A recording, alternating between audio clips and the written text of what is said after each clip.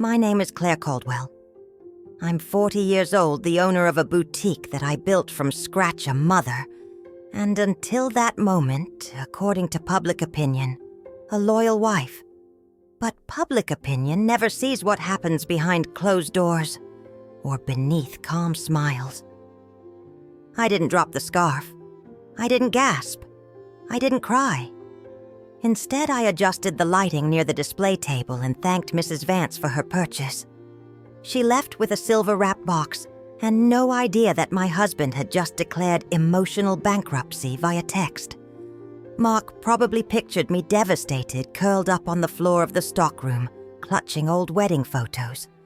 But Mark never really knew me, because while he was busy plotting his escape with a girl half our age, I was busy preparing the kind of revenge that doesn't need screaming or slamming doors.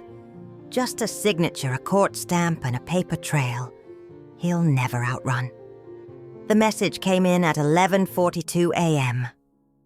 I'm leaving you for Melissa. We're flying to Miami tomorrow. I've already emptied the joint account. Have a nice life.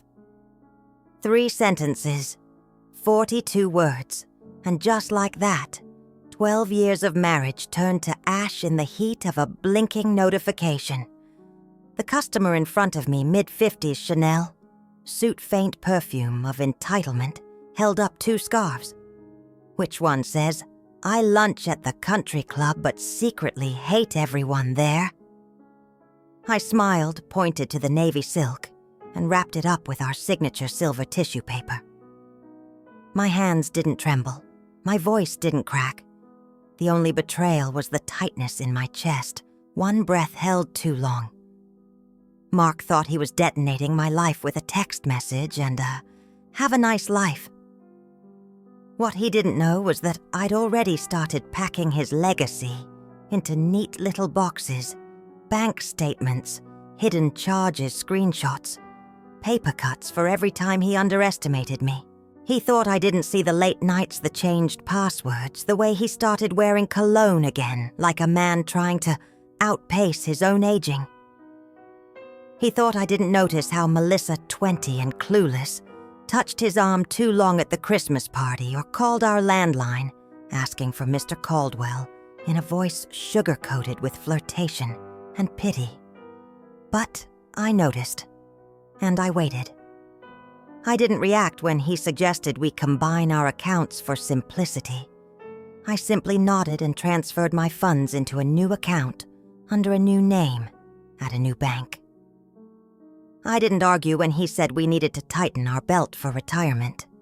I just smiled and filed the receipts dinners for 2 at restaurants. I'd never been to hotel stays. He couldn't explain Uber rides in neighborhoods we didn't live in. I kept quiet. I built my case, because revenge, the kind that truly sings, isn't loud. It doesn't throw glasses or burn clothes on the lawn. It's quiet, legal, icy. It sits in court filings and prenuptial clauses, and the bored eyes of a judge reading plaintiff has documented financial misconduct and breach of marital trust. Revenge wears lipstick, carries a clipboard, sips her espresso with calm delight. By the time Mark hit send, he was already too late. He thought he was leaving me broke, homeless, heartbroken. He forgot the house was in my name, an inheritance from my grandmother he'd always called quaint. He forgot the boutique he dismissed as my little hobby pulled in triple his salary last year. He forgot I am the woman who rebuilt everything, once after losing a baby alone in a hospital room while he was on a business trip. And I would do it again. But not for him. I locked up the boutique that evening with a strange sense of peace, a quiet before the storm, except this time I was the one holding the lightning. There's a kind of silence that lives inside betrayal, not the kind that follows a slammed door or the tense quiet after an argument. No, this one is different. It's slower, colder. It moves in like fog beneath your ribs and settles. You don't even realize it's there until it's all you can breathe. I had been living with that silence for months. It started with a hotel receipt. Carlton Hotel, Room 608. 1 bottle of Veuve Clicquot. 2 glasses. Gregory had told me he was working late on a quarterly report. Apparently, champagne now pairs beautifully with spreadsheets. I didn't cry. I didn't scream or throw the receipt in his face. I folded it once, then again, and slid it into a folder labeled Insurance. Quiet name, quiet move. But that was the beginning of a war he'd never see coming. In the days that followed, I became a shadow in my own life. I combed through our finances with the precision of a forensic accountant. Bank statements, credit card transactions, ATM withdrawals from cities I'd never stepped foot in, lingerie purchases in sizes I didn't wear. Every lie became a line item. Every secret another tab in the folder. Gregory always thought I was the safe one. Predictable. The woman who remembered to buy his mother flowers on her birthday. The one who ironed his shirts with lavender water and baked almond croissants from scratch on Sundays. His version of me was simple, domestic, contained. But he never noticed how well I remembered numbers, patterns, passwords, faces. I noticed when Melissa, the too sweet, too young receptionist, started calling the house line. Always at odd hours, always with a voice that said, "I know something you don't. Hi, is Greg around?" As if she didn't know what time he got home. I made tea. I smiled. I wrote it all down. I noticed when Gregory started going to the gym again. When he bought cologne he never wore for me. When he started shaving on Sundays for no reason at all. I noticed when he put a passcode on his phone. When he stayed out later and came home smelling like someone else's laughter. I saw it all. I didn't react. Instead, I documented. I saved screenshots. I made backups. I hid USB drives in old boots in the attic. I recorded his voice when he thought I wasn't listening. "She's harmless," he told Melissa one night. "Trust me, she won't put up a fight." That night, I sat at the kitchen table long after the dishwasher stopped humming. I played that recording over and over again until his words stopped sounding like him and started sounding like a challenge. I didn't cry.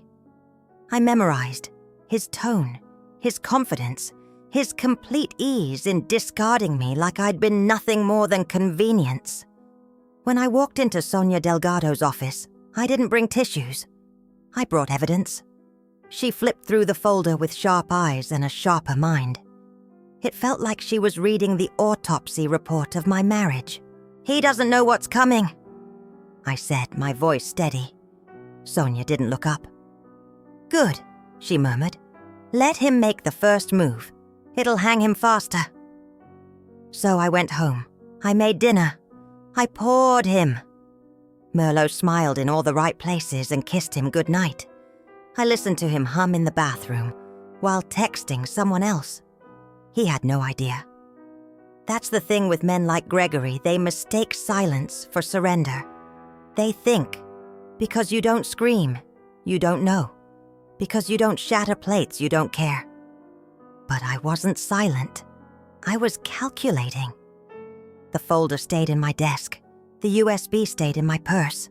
And the storm lived in me, tucked behind every nod, every soft reply, every Sunday morning croissant. Gregory believed he was escaping, booking flights, transferring money, whispering fantasies of freedom into a 20-something girl's ear. He thought I was just watching, but I was building. And when the storm hit, I wouldn't raise my voice. I'd simply let the truth speak for itself. Because I'm not the woman he thought he married. I'm the reckoning he never saw coming. I didn't scream when I found the receipt for a romantic dinner tucked inside Gregory's briefcase. Didn't throw a scene when his phone buzzed at midnight with a heart emoji from someone saved as M. Or didn't even blink when I overheard him on the phone murmuring, "Can't wait to fall asleep next to you in Miami." No.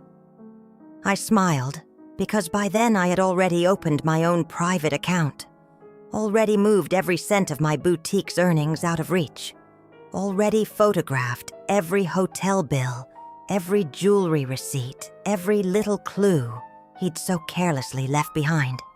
Gregory thought he was getting away with something. He didn't realize I was letting him. For weeks, I played my part, the distracted wife, too preoccupied with inventory orders to notice the lipstick on his collar. I packed his lunches, reminded him of dentist appointments, even kissed his cheek before he left for work.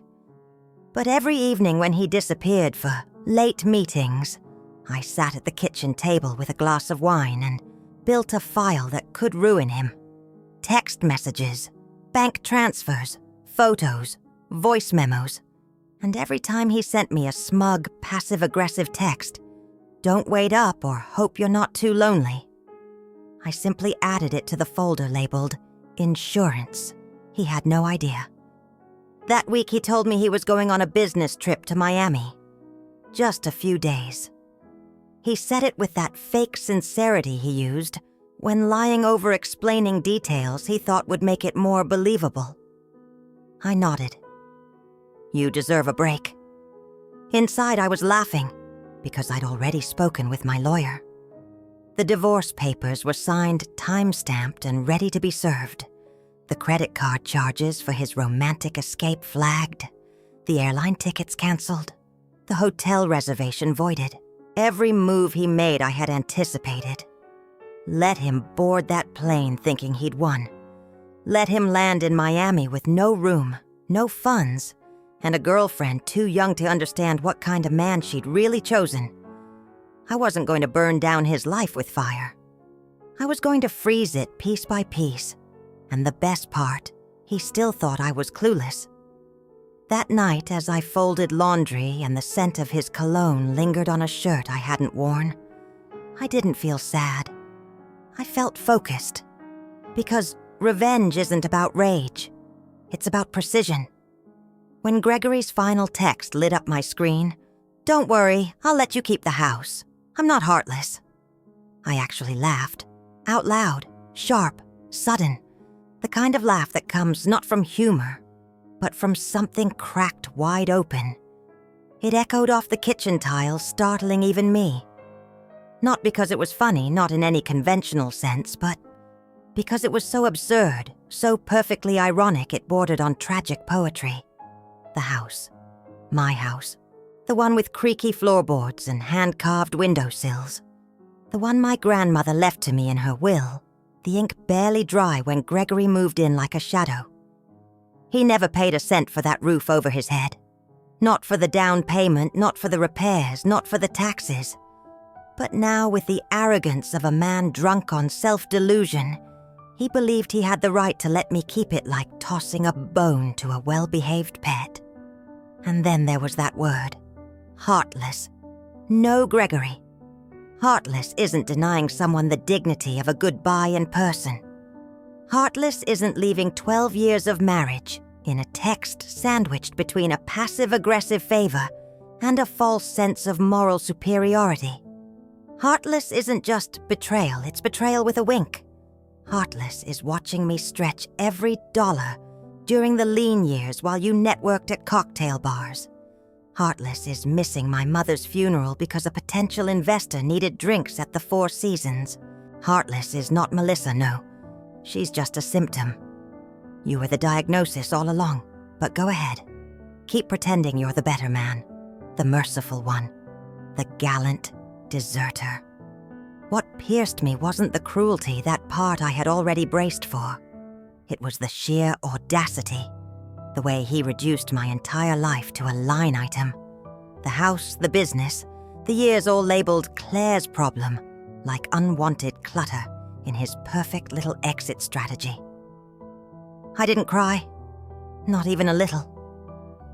The tears had dried up long before he packed his first lie.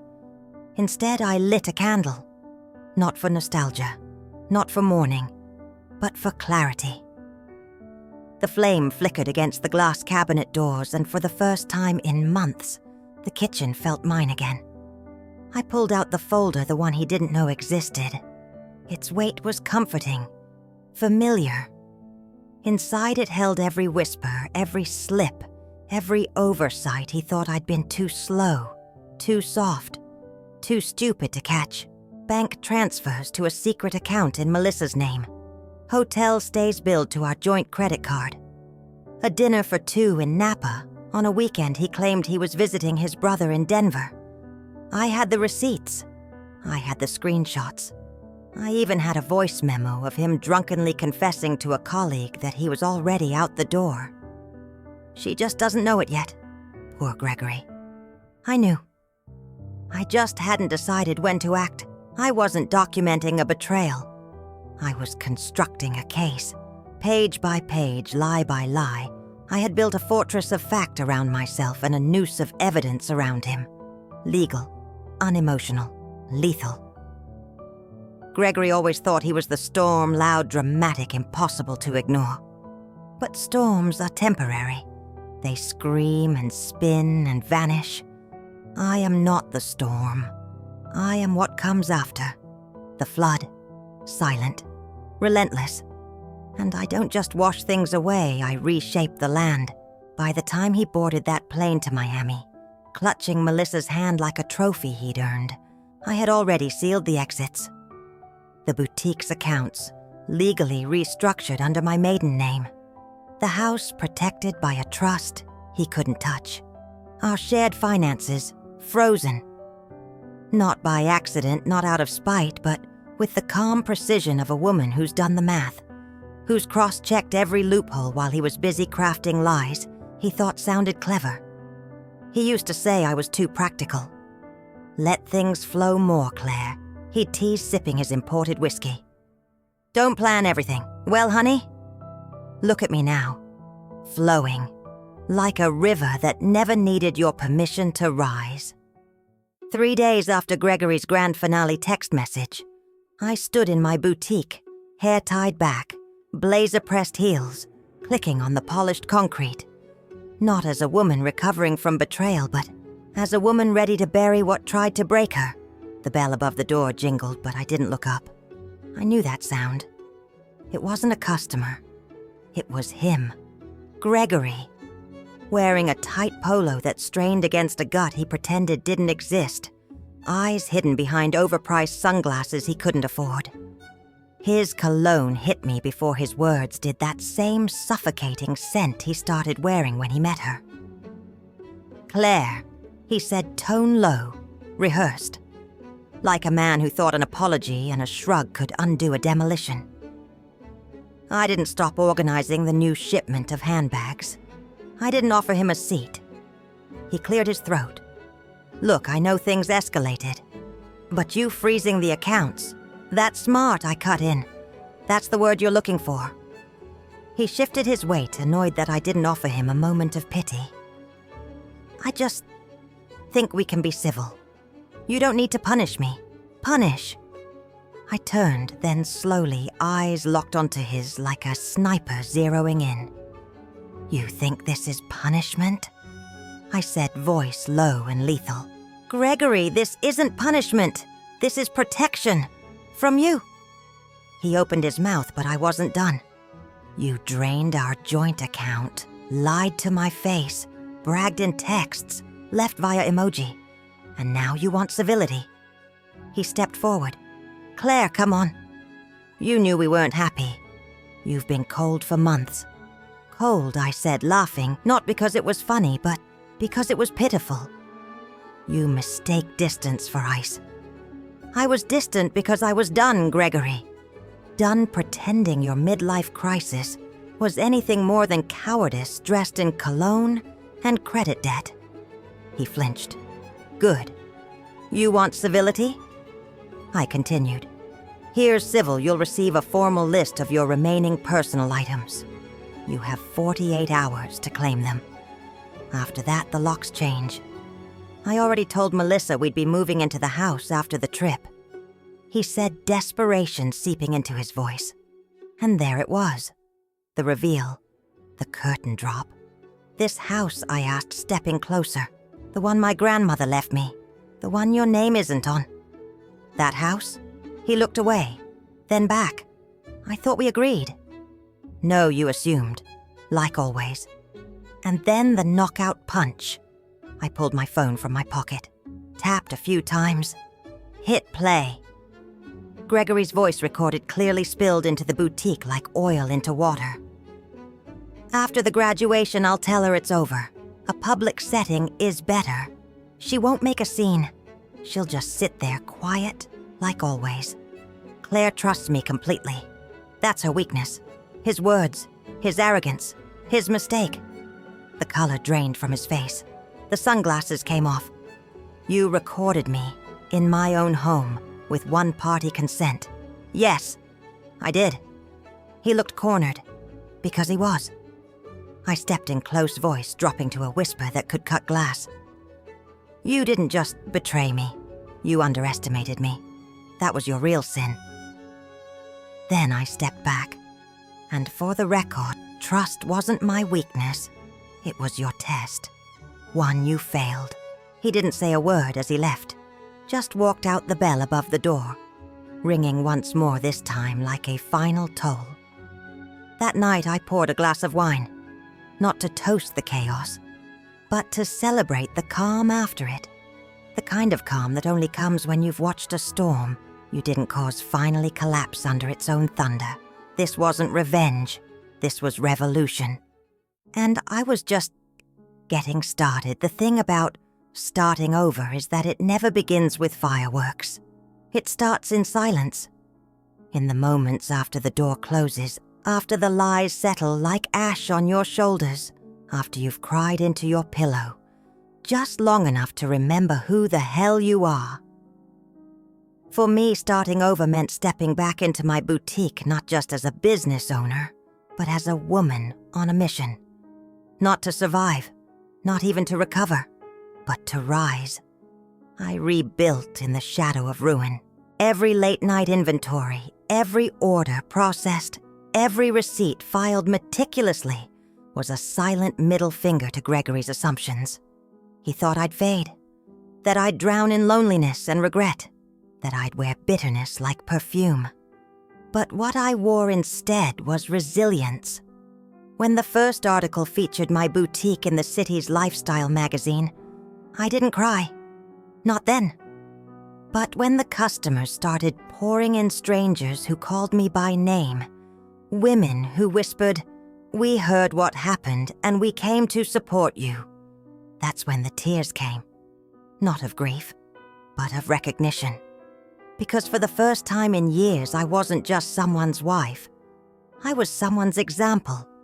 I expanded, took over the vacant space next door, launched a new accessories line, hired young women who reminded me of myself before Gregory chipped away at my shine. We built something together, not just a store, but a sanctuary. And then came Elijah. He wasn't part of the plan. He walked in one afternoon with his sister looking for a birthday gift. Tall, quiet confidence, salt and pepper beard hands that looked like they'd built empires but knew how to hold delicate things. He asked questions, real ones, about fabric design sourcing, about me. I didn't flirt, I didn't trust. But he kept coming back. Not for me, he said, for the scarves. And then for the books. And then eventually for the conversations. He was a widower. Lost his wife to cancer 3 years ago. Built his own architectural firm from nothing after being laid off in his 20s. Grew it into one of the city's most respected practices. Knew heartbreak, knew rebuilding. Knew that women like me don't need rescuing, just room to breathe. We met for coffee, then dinner, then long walks where I didn't have to shrink myself, where I talked about my business without being told to dial it down, where I was listened to like I mattered. He never touched me without asking, never tried to rewrite my past. He just stood beside me like a wall I didn't know I needed. Gregory heard about Elijah. Of course he did. Small towns and big mouths. One day a mutual acquaintance who'd always taken Gregory's side stopped by the boutique, smiled tightly and said, "You're doing well for yourself. Must be nice having someone to fund the comeback." I didn't even blink. "I fund myself," I replied. Then I smiled, not tightly, but with teeth. Later that night, I told Elijah about it. He laughed. I'd be lucky if I could afford your handbags. And that's when I realized the man beside me was not my next chapter. He was my reward for writing my own. Business boomed. My face appeared on the cover of regional magazines. The woman who rose, they called me. I launched a mentorship program for young women. Taught them not just how to budget or brand, but how to leave when love turns cruel. How to protect their worth. How to walk away with grace and grit. I didn't forget Gregory. I didn't need to. Every step I took was a step beyond him. When his mother sent a letter handwritten, full of apology and quiet shame, I responded with compassion. Not for Gregory, but for her. Because sometimes the hardest truth is realizing you raised the wrong kind of man. I was no longer angry, no longer broken. I had outgrown vengeance. I was standing in something far greater. Power. Not the kind you flaunt. The kind you wear beneath your skin. The kind that speaks in silence, in stillness, in the way people lower their voices when you enter the room. The boutique became more than a business. It became a legacy. And I became someone no one saw coming, not even me.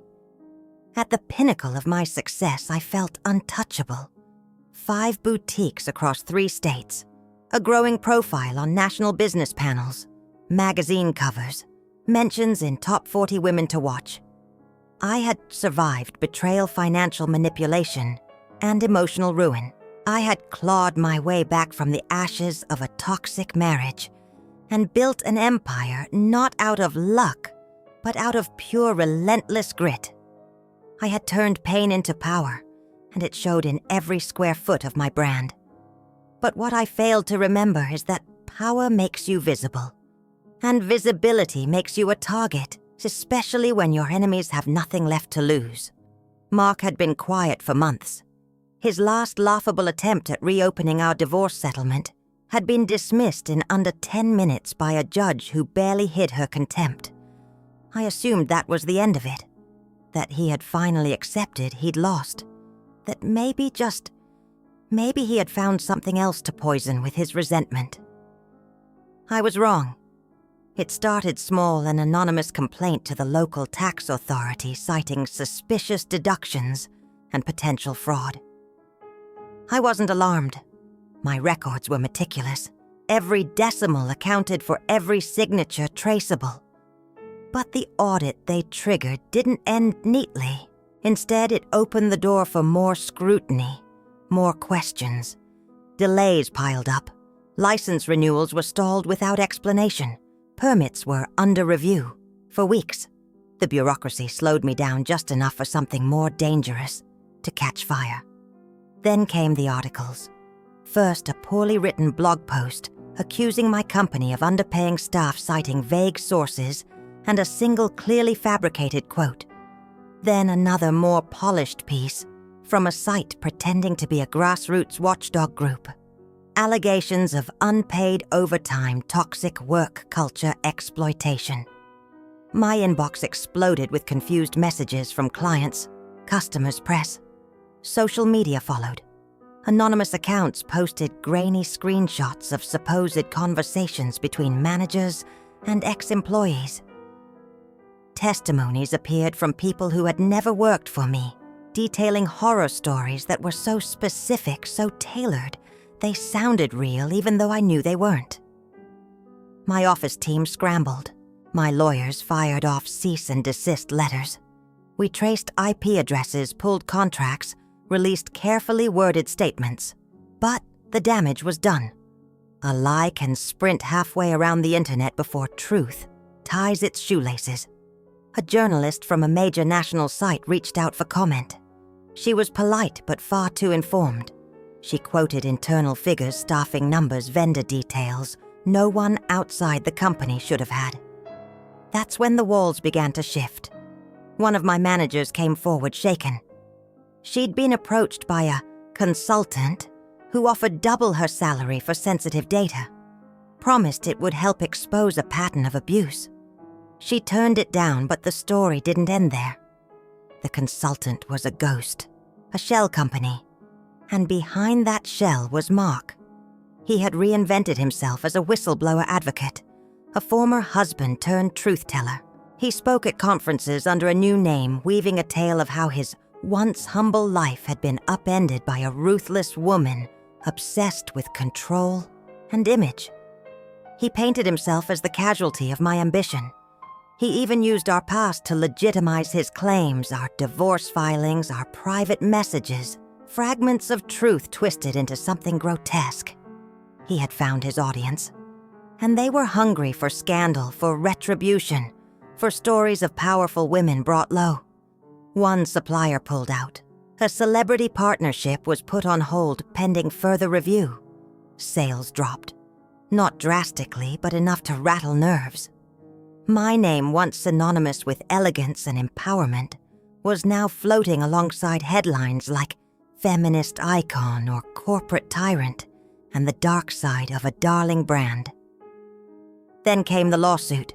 Mark filed a civil suit claiming I had defamed him publicly and privately.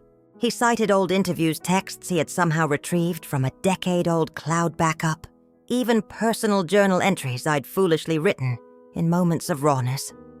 It was absurd, frivolous, but it was public. Clients hesitated. Investors asked quiet but pointed questions. My inbox became a minefield of polite concern, wrapped in legalese. Suddenly, I was defending not just my business, but my integrity. I fought back with everything I had. I hired a top-tier crisis PR firm, doubled down on transparency, opened my books, welcomed independent investigators into our payroll system, our hiring practices, our supplier chain. I held interviews where I answered every question head-on, unflinching. I even published a personal statement, not angry but resolute. Still, the emotional toll was heavier than I expected. I stopped sleeping through the night. My phone became an extension of my hand. I reread every message I had ever sent, every memo, every careless emoji.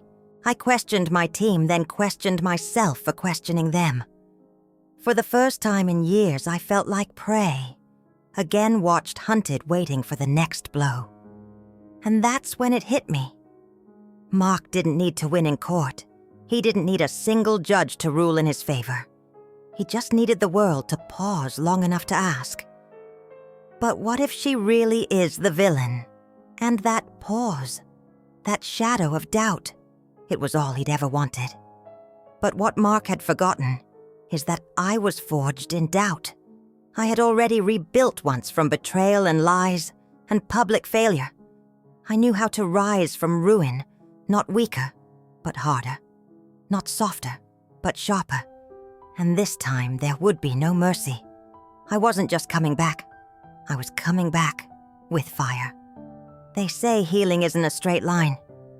I used to roll my eyes at that, chalked it up as something people said when they didn't have real answers.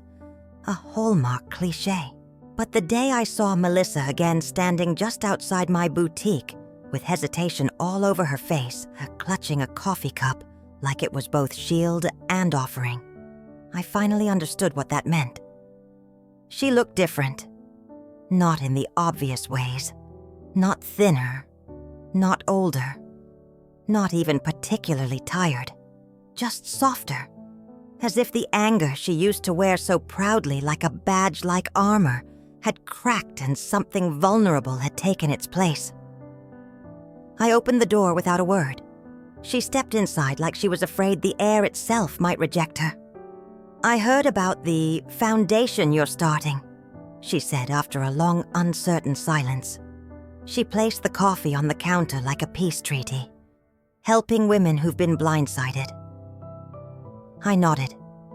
Not every woman has the luxury of spreadsheets and backups. Some are too busy trying to survive. Sometimes all they need is someone to believe them before they even believe themselves. Her eyes dropped. "I didn't believe you. Back then, I thought you were cold, controlling, the villain. I let the words settle. You weren't the first to think that, I replied quietly, not with bitterness but with truth. It's easy to hate someone you only see from the outside. The neat boutique, the clean house, the man who made himself look like he was escaping a prison. I guess I was cast as the warden. She winced. He told me you didn't love him, that you mocked his dreams, that you kept him small, and you believed him. She swallowed hard. I was the cage, she whispered, or at least that's how he made me feel. I studied her, not the girl who once trespassed into my life, but the woman who stood here now, cracked but not broken. He lied to both of us, I said. Melissa exhaled slowly, her shoulders deflating. I want to help. I don't have much, but I can organize. I can design flyers. I can listen. That's how it began. Not as a redemption arc, just two women standing in the wreckage of a man's narrative and choosing to rebuild. She started as a volunteer. I was cautious, understandably so. But slowly something shifted. She brought energy ideas, a kind of urgency I recognized all too well. And more than once I saw her crouched beside a trembling woman in the lobby, her hand a quiet anchor, her voice steady. One afternoon we sat together in the back office. The foundation had just secured its first major grant. I was surrounded by letters, testimonies from women who had used our services to find safe housing, legal help, or simply a space to breathe. You think we ever really get over it? Melissa asked, her voice distant. No, I said after a pause. But I think we learn to wear it differently. Less like a wound, more like armor. She smiled gently. Armor. I like that. Then came the letter. It was from a woman named Erica, mid-30s, accountant. Husband vanished overnight, took the car, drained. The accounts blamed her for being too focused on work. Every sentence sounded like a ghost from our own pasts. But this time there was a child, a 7-year-old boy. She had no plan, no backup, no place to go. Melissa looked at me, her voice shaking but her resolve burning. We help her. Everything we didn't get, we give it to her. So we did. We found her a temporary apartment through a friend of a friend, covered her legal consultation, connected her with a therapist. We sat with her through budgeting sessions and strategy meetings. We watched her uncoil piece by piece until she stopped apologizing for taking up space. And as I watched Erica begin to reclaim her sense of self, something unexpected happened. The ghosts inside us didn't vanish, but they began to quiet. They no longer screamed. They no longer defined us. One evening as we locked up the office, Melissa paused by the front door, the keys dangling loosely in her hand. You ever think, she asked, that maybe we were meant to go through all of it to become these versions of ourselves? I stood there for a long beat, letting her question settle into my bones. I thought about the betrayal, the humiliation, the late nights at the kitchen table replaying conversations, doubting myself. I thought about the women who had walked through our doors with eyes that used to look like mine. Maybe not meant to, I said finally, but we sure as hell made it mean something. She nodded, and for the first time in years, I saw no guilt in her face, only clarity. And in that moment, I understood something that no spreadsheet could have measured. The strongest bonds aren't built on shared joy or even shared dreams. They're built on shared survival. She walked in drenched in rain, but it wasn't the storm outside that had undone her. It was the one she carried in her eyes. I'd seen that look before, in mirrors, in memories. No need for introductions. Pain recognizes pain. She lingered near the handbags for longer than most, not shopping, just holding on. When she finally met my gaze, there was no question in her eyes, only surrender. Later, after she'd gone, I sat alone in my office and thought about how many had come through these doors like that, quiet storms in worn heels with stories folded tightly in their hearts. They never intended to cry.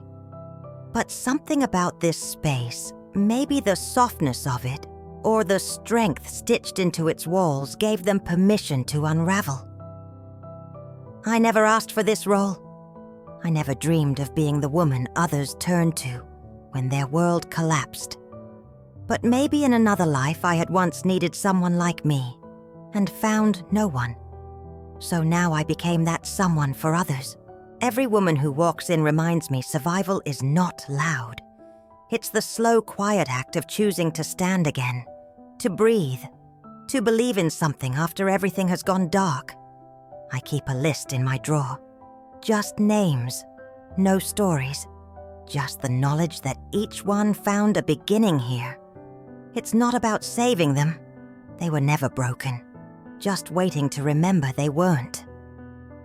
The woman in the red coat didn't say much. She didn't have to. And I didn't need thanks. Her leaving, with her spine straighter than when she arrived, that was enough. I used to think survival was the end goal. That if I could just make it through the storm without drowning, that would be enough. I believed the quiet of still standing was the prize. But I was wrong. Survival is only the beginning. What came next, the transformation, the reclaiming, the rising, that was the real victory. The whispers about what I had endured started to swell into something louder, more persistent. At first, I ignored them. I wasn't interested in turning my pain into a platform. I didn't want to be anyone's cautionary tale or poster child. But then I started thinking about the women I had met along the way. The ones who walked into my foundation with their heads down and their voices tucked into silence. The ones who smiled through pain so sharp it could slice glass. I thought about the girl I used to be, the one who doubted herself every time he lied with a smile. And I realized maybe I wasn't meant to hide anymore. Maybe it was time to speak. The first event was nothing glamorous, an afternoon panel for local women entrepreneurs. 20 folding chairs in a community hall with flickering lights and the faint scent of coffee and old carpet. I was nervous, palms damp, notes in hand. But when I stood up and started to speak about betrayal, about rebuilding, about protecting yourself, not just financially but emotionally, something shifted. The women didn't look away. They leaned in. They nodded. They took notes. Some cried. Not because I was tragic, but because they saw themselves in every line of my story. When it ended, they didn't rush out. They lined up to say, "Thank you." From there, it all snowballed. A regional business magazine ran a profile on me, Claire Caldwell, the woman who turned her husband's betrayal into a business empire. Then came podcasts, then radio, then a global platform for ideas. I stepped onto that red circle and told the world that a woman doesn't have to be shattered to rise, that we can be bleeding and brilliant at the same time, that we can lose everything and still come back, sharper, wiser, unstoppable. Melissa was with me for many of those moments. Who would have thought we had once been enemies by design, two women manipulated by the same man, pitted against each other in a game neither of us wanted to play? But now we stood side by side, not as survivors, but as builders. Melissa had launched her own consulting agency focused on women-led startups. We began co-hosting workshops for women in transition, divorces, layoffs, burnouts, breakdowns. We didn't pretend to have all the answers. What we had was experience and the willingness to stand in our truth. We didn't avoid the past, but we didn't live there either. Sometimes we'd laugh at the absurdity of it all, how fate stitched our lives together with thread dipped in gasoline. But we never looked back for too long. There was too much ahead of us. One evening, after a particularly moving speaking engagement in Chicago, a young woman approached me. She was shaking tears in her eyes. "I was going to give up," she whispered. "I thought I had nothing left. And then I heard your story. And now I think maybe I can start again." I hugged her without hesitation. "You're not alone," I said. "You were never alone." That night I sat in my office now, located in what used to be my very first boutique. The space had changed, evolved just like I had. The walls were covered with photos of women we'd helped. Notes of gratitude, plans for new programs. Behind my desk in a sleek silver frame was a screenshot of Mark's final message, the one he had sent when he thought he was walking away. "Victorious haha." Underneath it, a new plaque read, "They laughed. I built." I stared at it for a long time that night, not with bitterness, but with quiet satisfaction. I had spent so much of my life trying to prove I was enough. Now I knew I was more than enough. I was proof. I never set out to be someone people looked up to. I wasn't chasing fame. I was just trying to survive a life that had unraveled beneath my feet. But sometimes survival opens a door you never expected. Sometimes when you speak honestly, not just about the triumphs, but about the cracks and bruises, you light the way for someone else. That's what real power is. Not in the money, not in the magazine spreads, but in the hand you offer when someone else is drowning, in saying I've been where you are. And I didn't just survive, I rebuilt. Now I wasn't just surviving. I was leading, teaching, creating something lasting. Because that's how you turn pain into purpose. That's how you rise, without needing to destroy anyone else in the process.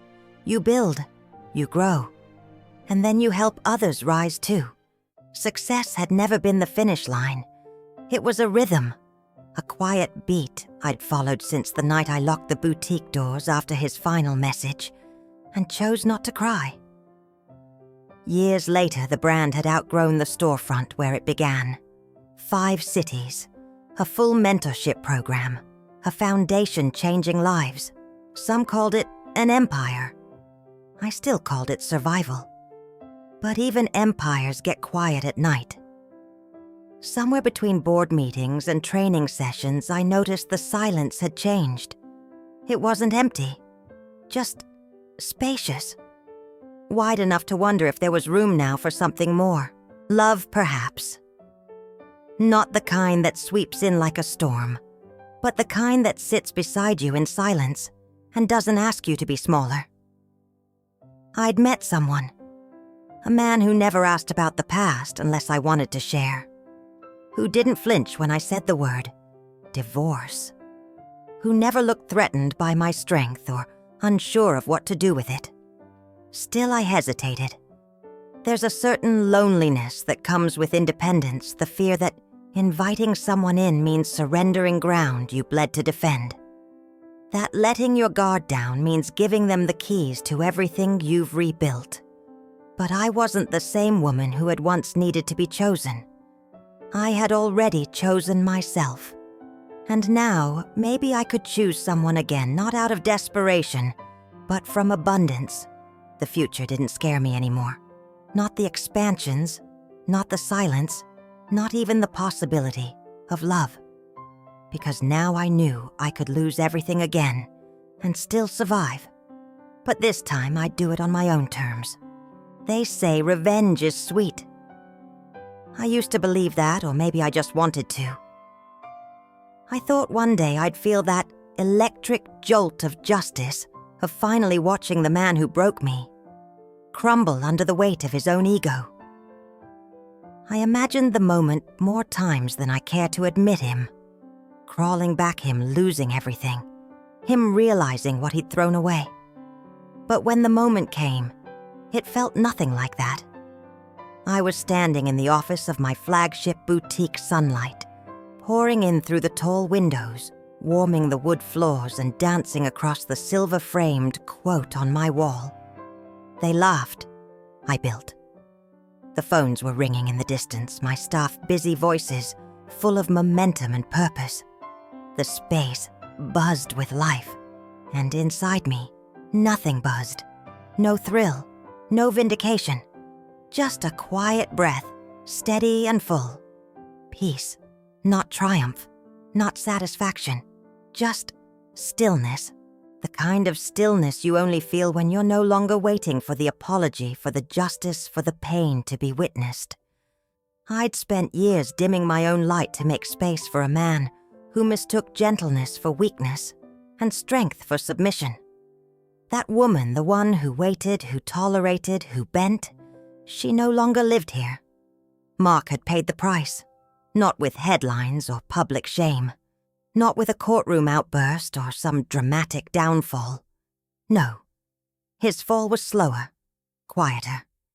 It came not with thunder but with rust, one small delusion at a time peeling away until all that was left was a man sitting in the ruins of his own making. He was back where he began his childhood bedroom, the same posters still clinging to the walls with aged tape curling at the corners. Except now he was 47. The boyish dreams that once drove him had soured into excuses. He blamed everyone, me, Melissa, the judge, the unfair legal system, the economy, his parents, even his friends for not warning him about women like us. Everyone but the only person who had stood at the center of every disaster, himself. Last I heard, he'd taken a temp job data entry at some warehouse logistics company, struggling to cover rent. The designer blazer he wore to court once meant to make him look powerful was sold online for quick cash. Melissa, by contrast, had rebuilt.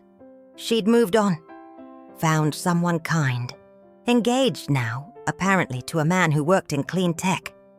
She never looked back, and the friends who once laughed at his jokes and drank to his freedom had quietly stopped returning his calls. He'd burned every bridge with the same lighter he thought made him free. I didn't feel joy. That surprised me. I thought I would. After all, he'd done the betrayal, the financial ruin, the manipulation, the smugness of that infamous final text. Ha ha! I emptied our account. Part of me believed I'd dance in his downfall, but I didn't, because the woman he tried to destroy no longer needed his collapse to define her rise. 4 years had passed. 4 years since he walked out. 4 years since I turned pain into a platform. Since the boutique became a network. Since my silence turned into speeches and my hurt into a haven for others. Then one afternoon I saw him again.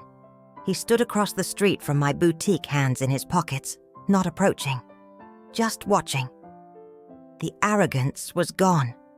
The easy confidence that used to drape over him like a tailored suit had shrunk. What replaced it was something quieter, smaller, like even his pride knew better than to follow him here. He didn't speak, and neither did I. 3 days later, a letter arrived. It wasn't an apology. Not exactly. There was no sweeping admission of guilt or dramatic plea for redemption. Just a few sentences. Words that trembled at the edges. Acknowledgement. Like he finally understood not just what he had lost, but who he had failed to see. Not the marriage, the woman in it. I didn't write back. Not out of anger. Out of peace. A month later, a donation appeared under an anonymous name, small but familiar. The handwriting on the envelope betrayed him. He had contributed to the foundation I built from the ashes of his deception. Perhaps out of guilt, or shame, or some quiet desire to make amends without asking for anything in return. I didn't respond. I didn't need to. Another time I saw him sitting on the bench outside. Not watching the boutique, not really. More like looking for something, perhaps the version of himself he lost along the way.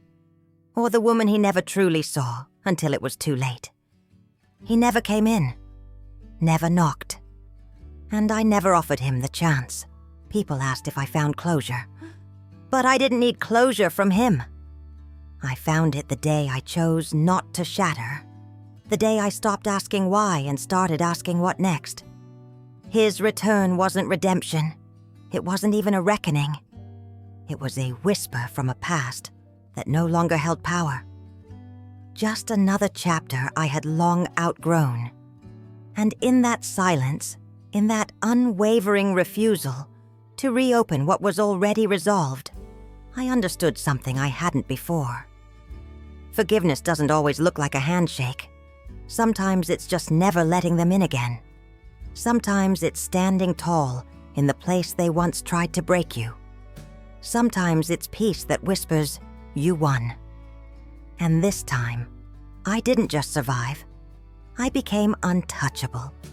One of those glossy, impossible-to-ignore stories that crawls across the bottom of a news site like spilled wine on white linen. A well-known couple, local, affluent. Their photos graced charity galas and business journals. Their smiles were fixtures in foundation newsletters and power couple lists. People didn't just admire them, they aspired to be them. When the story broke allegations of betrayal, hidden bank accounts, coercive control, emotional abuse, the town whispered like vultures circling fresh scandal. Speculation spread faster than facts. Some called it shocking, others called it inevitable. Everyone had something to say. But I didn't whisper. I remembered. Her name was Julia. I'd met her once at a fundraiser. She wore a pearl gray dress and a practiced smile. We were introduced briefly by a mutual acquaintance. She was polite, poised, but her eyes flicked constantly toward the door, the crowd, and always back to her husband before she answered anything. At the time, I assumed she was shy, maybe nervous in the spotlight, but now I know better. It wasn't nerves, it was fear. When the news erupted, she vanished. No statements, no interviews. Her social media accounts were scrubbed clean. Meanwhile, he stayed visible.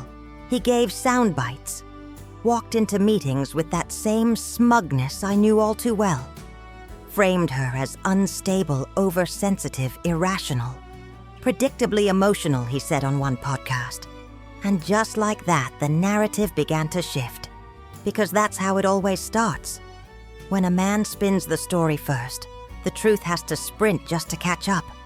A few days later, I received a note, slipped beneath the door of my office. No greeting, no signature, just a question handwritten in blue ink.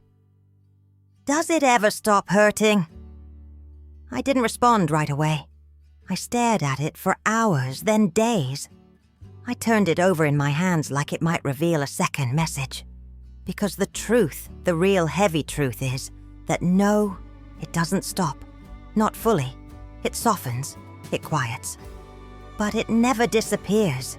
It changes shape, becomes something you learn to carry gracefully, privately. Like an old scar that only aches in the cold. Eventually I picked up the phone. Not to lecture, not to console, just to listen. She didn't cry, not at first. Most women don't. There's a numbness that builds a barrier that forms after too many explanations go unheard. She recited the facts like a deposition dates incidents, bank transfers, silences that should have been loud. I let her speak. I asked nothing, just made space. Later, the tears came. They always do. After the armor cracks and the dam breaks. After the guilt seeps in, not for what was done to them, but for not leaving sooner, for doubting themselves, for staying quiet. Over the next few weeks, we met often. I helped her gather documents, showed her how to read the fine print, introduced her to my lawyer, the one who didn't flinch, when facing men who wore power like a second skin. I sat beside Julia in court the day he tried to smear her name, to turn her into the villain of his own undoing. I wore red. She wore courage. The judge listened. The truth, slow but relentless, did what truth eventually does, it cut through.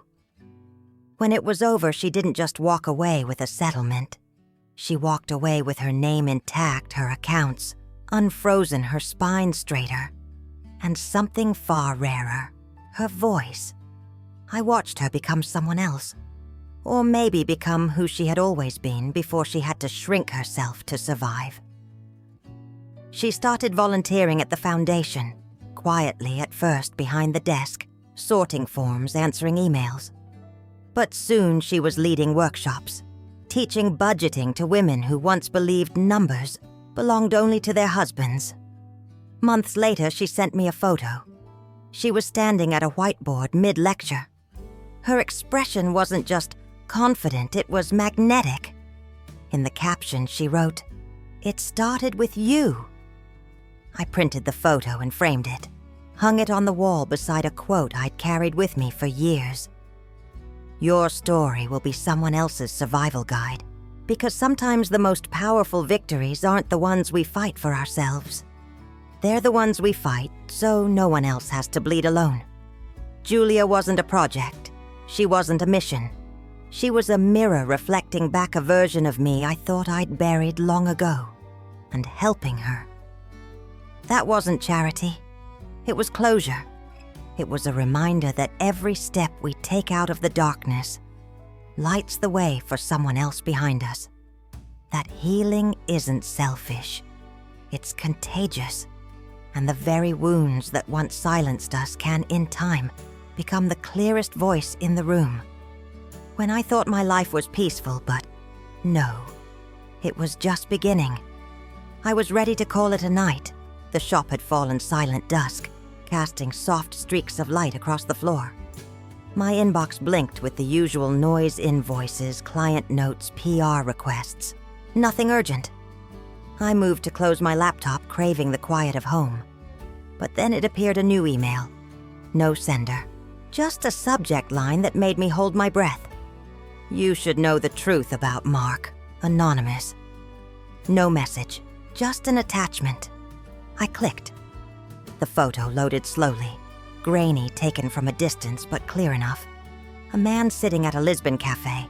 Older, thinner, but unmistakably Mark. Across from him was a woman I didn't recognize. Young. Tension. In the corner of the frame, almost lost in the background, is a child. And at that moment, the world tilts, because the timestamp says 3 days ago, and the child looks exactly like Amelia did 25 years ago. Thanks for watching. See you next time.